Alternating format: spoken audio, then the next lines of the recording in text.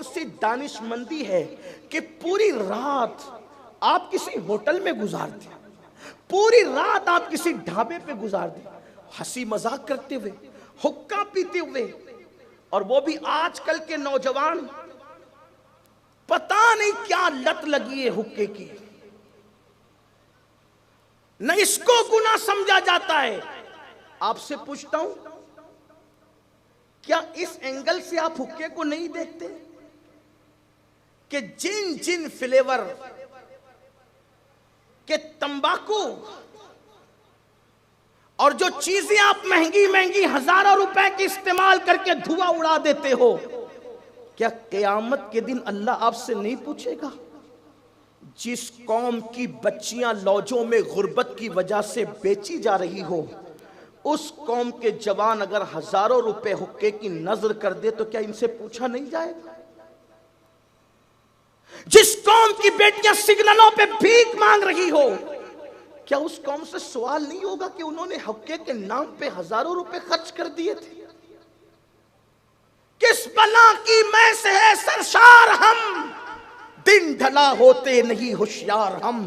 مٹنے والی قوموں کا طریقہ وہی ہوتا ہے جو ہم کر رہے ہیں.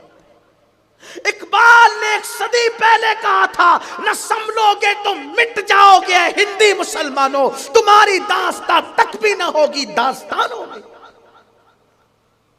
حقے کو گناہ نہیں سمجھا جا رہا ہے.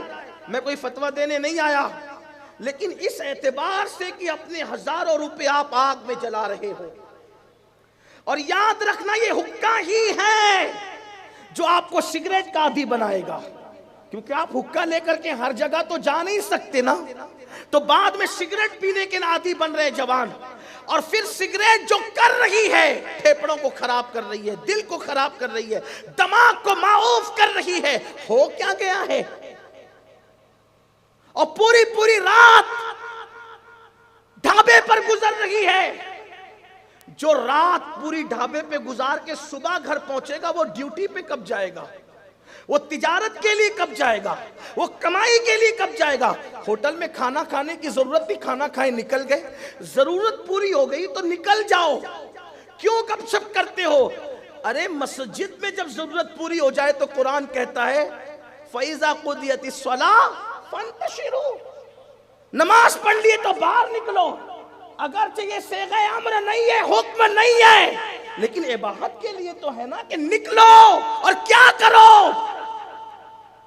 اللہ کا فضل تلاش کرو، یعنی اپنے کاروبار میں لگ جاؤ. کہیں ایسا نہیں مسجد میں جمعہ کے دن کہا جا رہا ہے کہ نکلو مسجد سے اور اللہ کا فضل تلاش کرو. جب وہاں ضرورت پوری ہونے کے بعد مسجد سے نکلنے کو جائز قرار دے دیا گیا، حالانکہ یہودیوں کے یہاں پورا سنیچر کا دن کاروبار بند کرنے کا حکم ہے، یہ عیسائیوں کے یہاں پورا اتوار کے دن کاروبار بند کرنے کا حکم ہے، اور ہمارے یہاں جمعۃ المبارکہ عید کا دن سب سے زیادہ مبارک دن ہے. لیکن یہ نہیں کہا گیا کہ جمعہ کے دن کاروبار بند کرو.